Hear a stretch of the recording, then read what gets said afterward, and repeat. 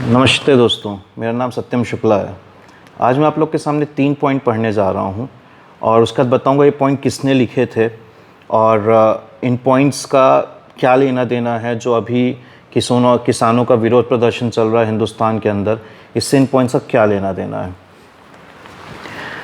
पहला पॉइंट है, कृषि उपज मंडी के अधिनियम में संशोधन करेंगे जिससे कि कृषि उपज के निर्यात और अंतर्राज्यीय व्यापार पर लगे सभी प्रतिबंध समाप्त हो जाएं। दूसरा पॉइंट है, हम बड़े गांव और छोटे कस्बों में पर्याप्त बुनियादी ढांचे के साथ में किसान बाजार की स्थापना करेंगे जहां पर किसान बिना किसी प्रतिबंध के अपनी उपज बेच सकता है। दूसरा पॉइंट। तीसरा पॉइंट जो कि सबसे इंपॉर्टेंट पॉइंट है, जिस पर उन्होंने बहुत स्ट्रेस दिया था कि वर्ष 1955 का आवश्यक वस्तु अधिनियम अब पुराना हो चुका है, अब उस तरह के नियंत्रण की कोई आवश्यकता नहीं है। ये कांग्रेस के 2019 के चुनाव के कुछ शपथ पत्रों में से के शपथ पत्र में ये 3 पॉइंट्स, 3 मुद्दे बहुत एक बुनियादी तौर पे लिखे गए थे। और आज जब ये काम हो रहा है तो इन्हें प्रॉब्लम हो रही है। आज जब भाजपा पार्टी ये काम कर रही है तो इनको इस चीज़ से प्रॉब्लम हो रही है कि ये काम क्यों कर दिए गए जो उनके शपथ पत्र में लिखे गए थे। अरे जब आपके शपथ पत्र में लिखा था, इसका मतलब ये कि आप किसानों का भला सोच रहे थे, इसका मतलब ये कि आप किसानों को लेकर कंसर्न थे कि हाँ ये प्रॉब्लम है किसानों के साथ में, इनको रिजॉल्व किया जाएगा। आज जब एक पार्टी उसको रिजॉल्व कर रही है तो आपको प्रॉब्लम क्यों हो रही है? क्योंकि आप विपक्ष में, आपको उसका क्रेडिट नहीं मिलेगा। और शायद भाइयों यही सबसे बड़ी प्रॉब्लम है हमारे कंट्री की, जो भी पार्टी विपक्ष में आती है, चाहे वो कांग्रेस हो, चाहे भाजपा हो, चाहे ममता बनर्जी की पार्टी हो, चाहे लालू यादव की पार्टी हो, किसी की पार्टी हो, जब भी वो विपक्ष में जाते हैं तो उन्हें लगता है कि जो सत्ता में पार्टी बैठी हुई है, जो रूलिंग पार्टी है, जो कोई सही काम भी अगर करेगी तो वो गलत है, हमको तो उसका विरोध करना ही है, वो तो हमारा जन्मसिद्ध अधिकार है। मुझे एक चीज समझ में नहीं आती कि इन सब चीजों में बीच में पिस कौन जाता है। बीच में पिसते तो हम लोग हैं जिन्हें हमने इनको वोट दिया। आज क्या कांग्रेस पार्टी किसानों के बारे में सोच रही है? आज जो विरोध में कांग्रेस पार्टी बढ़ चढ़ के हिस्सा ले रही, आज कांग्रेस युवा मोर्चा के तरफ से स्टेटमेंट आया कि ये देश किसानों के बिल्कुल उसके खिलाफ है, गद्दारी के, ये है वो है। और आज पंजाब गवर्नमेंट जो है कह रही है कि गांधी जी जो हैं वो बिहार से उनने डांडी वो अपना चंपारण में जाके नील के खिलाफ पे प्रदर्शन किया था और किसानों को भड़काने के 100 तरह के स्टेटमेंट। क्या आज आप किसान के बारे में सोच रहे हैं? अपने आप से सवाल पूछिए। और आज जो ये विरोध कर रहे हैं, पंजाब हरियाणा, यहाँ पे जितने भी लोग विरोध कर रहे हैं, मैं आपको बता रहा हूँ, उसमें से मुश्किल से 2% जो है वो लिटरली किसान होंगे जो किसानी कर रहे होंगे। बाकी सब ये किसी के युवा मोर्चा के किसी के लोगों को इकट्ठा करके और विरोध प्रदर्शन चालू करवा दिया गया है, सिर्फ और सिर्फ किसानों को भ्रमित करने के लिए। क्योंकि अगर ये भ्रमित करना नहीं है तो मुझे सिर्फ और सिर्फ ये बताएं कि जो काम आप करना चाह रहे थे वही काम हो रहा है।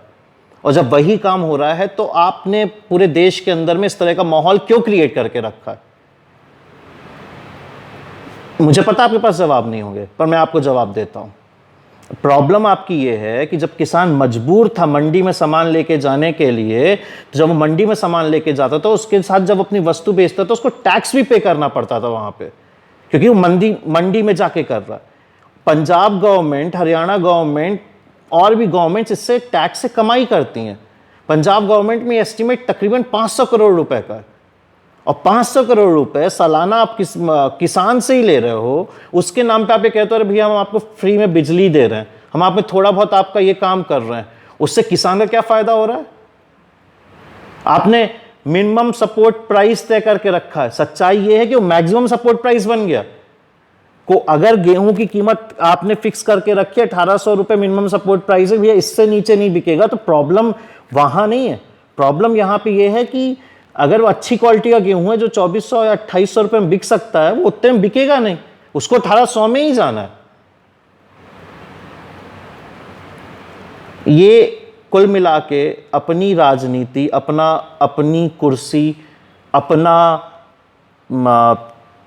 चुनावी माहौल को देखते हुए क्योंकि मध्य प्रदेश में अभी कुछ सीटों में चुनाव होने हैं, बिहार में चुनाव आ रहा है।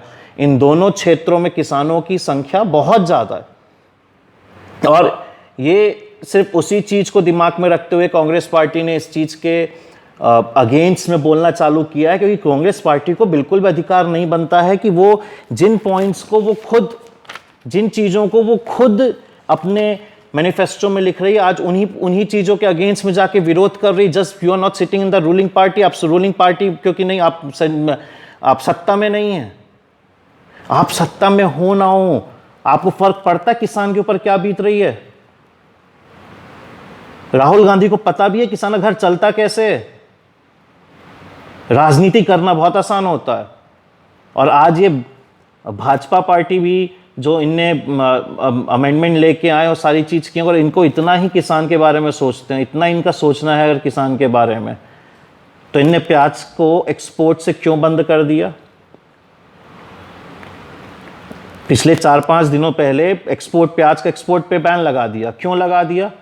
आपने प्याज के एक्सपोर्ट पे बैन लगाया ये सोचते हुए कि हिंदुस्तान के अंदर में रेट ना बढ़ जाए प्याज का। आपको फर्क नहीं पड़ता, प्याज 100 रुपए किलो तक गई। आज आपको फर्क इसलिए पड़ रहा है क्योंकि मध्य प्रदेश में और बिहार में चुनाव होने वाले हैं, इसलिए आपको फर्क पड़ रहा है। आप चाह रहे हो कि प्याज के रेट ना बढ़े, और जब प्याज का रेट नहीं बढ़ेगा, वो किसान जिसने इतनी मेहनत करके प्याज स्टोर किया, मतलब पैदा करने का, स्टोर की, लेबर लगा के उसे ग्राइंड कराता, सारी चीज कराता, उसको उसका राइट मिलेगा। जब किसान को ये नहीं पता है कि वो खेत में बोए क्या जिससे उसको मुनाफा मिलेगा, जब उसे इस चीज का आइडिया नहीं है, तो खेत में दाना डालेगा क्या? आप एक नहीं 50 तरह के अमेंडमेंट ला के रख दो। जब किसान को पता ही नहीं है कि यार मैं अगर नासिक का किसान जो इतनी बढ़िया प्याज उगाता है, अगर उसको ये नहीं पता है कि यार मैं प्याज तो उगा लूंगा बट मेरी उस रेट में बिकेगी कि नहीं बिकेगी, जब ये समय आता है, ठंडी का समय चालू होता है, तब प्याज का रेट एक पर्टिकुलर टाइम पे आता है, वो हिसाब से प्लान करता हो, तब सोचता है मेरे को कुछ मुनाफा मिलेगा। आपने एक्सपोर्ट पे बैन लगा दिया। वो तो किया ही किया, और सिर्फ 2 स्टेट में चुनाव जीतने के लिए, वो तो किया ही किया। उसके अलावा श्रीलंका, बांग्लादेश आपसे नाराज बैठे हुए हैं। आज चाइना जहां पे इतना स्ट्रेटेजिकली आपके नेबरिंग कंट्रीज को आपके अगेंस्ट में कर रहा है, आप सिर्फ 2 चुनाव जीतने के लिए आपने देश को दांव पे लगा दिया। भाइयों, कोई पार्टी चाहे भाजपा हो, चाहे कांग्रेस हो, चाहे जो, कोई पार्टी आपके और हमारे बारे में नहीं सोच रही है।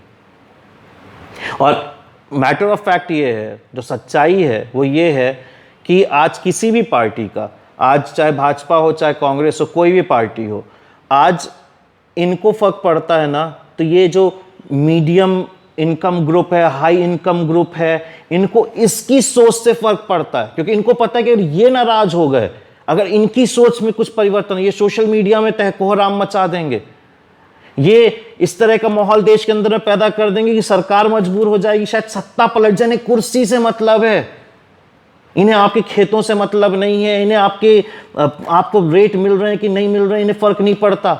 इन्हें फर्क ये भी नहीं पड़ रहा है क्योंकि ये नहीं सोच रहे अगले 15 साल 20 साल बाद इस देश का क्या होना है। ये भी फर्क नहीं पड़ रहा है जो आपके घर में अब बच्चे पैदा हो रहे हैं वो खेती नहीं करना चाहते हैं। क्यों करेंगे खेती? जब पैसा नहीं है, वहां पे कोई कमाई पैदा नहीं हो रही वहां से, तो क्यों करेंगे खेती? आज जब वो खेती नहीं करना चाहते हैं, तो कल हम पूरा ये देश खाएगा क्या? देश की इकोनॉमी बहुत ज्यादा डिपेंडेंट होती है, किसी भी देश की, चाहे डेवलपिंग कंट्री हो चाहे डेवलप कंट्री हो, किसी भी देश की इकोनॉमी बहुत ज्यादा डिपेंडेंट होती है आपके एग्रीकल्चर पे। आपके पास इतनी जमीन है, अलग अलग स्टेट में अलग अलग तरह की जमीन है, अलग अलग तरह का पानी, अलग अलग तरह का कल्टीवेशन है। हिंदुस्तान की गवर्नमेंट अगर चाहे और रूट लेवल पे सोचना चालू करे, तो आज ये देश इस तरह और इतने तरह का दाना पैदा करेगा ना कि हमारी इकोनॉमी को फायदा होगा, उससे किसान को फायदा होगा, उनके बच्चों को फायदा होगा, लोग रुकेंगे, वो खेती करना चाहेंगे। अगर कोई गांव में नहीं रुकना चाहेगा, माइंड यू, अगर कोई गांव में नहीं रुकना चाहेगा, आप ये माइग्रेशंस रोक पाएंगे? मुझे तो बहुत अंदर से डर लगता है इस तरह की व्यवस्था देखते हुए कि जिनको हमने चुन के भेजा, चाहे पक्ष में बैठने के लिए चाहे विपक्ष में बैठने के लिए, आज हमारे ही भले के लिए कोई चीज हो रही है तो वो हमारा विरोध कर रहे हैं। जब कुछ हमारे भले के लिए नहीं प्लान हो रहा है तो भी उनको कोई फर्क नहीं पड़ रहा है। मतलब कुल मिला के हर पार्टी सिर्फ चुनाव जीतना चाहती है जिससे कि वो करोड़ों कमा सके, या मुझे नहीं समझ में आता उनकी मानसिकता, उनकी एक्चुअल मानसिकता क्या है। बट इतना जरूर समझ में आता है, और पिछले इतने साल से देखते हो इतना जरूर समझ में आ गया है कि इन्हें आपसे और हमसे फर्क नहीं पड़ता, इनको हमसे और आपसे फर्क नहीं पड़ता। इसलिए अब समय आ गया है कि जवाब मांगिए इनसे। ऐसे ही उठ के मत चले जाइए अपने किसी विधायक के यहाँ, वो आपका सर्वे सर्वा नहीं है। आपको उसको जवाब नहीं देना, उसको आपको जवाब देना, पर सवाल पूछने की हिम्मत करिए पहले। आज आप कमेटी बना के रोड पे आके खड़े हो गए, रोड पे आके मत खड़े होइए। आपके यहां का नेता जो जाके आपको रिप्रेजेंट करता है सदन में, उसके पास जाइए, उससे बात करिए, वहां टीम बना के जाइए अपनी। आप लोग को अधिकार मिलेगा नहीं, अधिकार छीनना पड़ेगा इस देश के अंदर में। और अगर आप इतने ही कमजोर बने रहे, किसी भी पार्टी के बहकावे मारने के बाद अगर आप रोड पे जाके बैठने लगे और ये टेंटों में जाके बैठने लगे, आपके खेतों कोई सींचेगा नहीं, कोई खाद नहीं डालेगा आपके खेतों पे।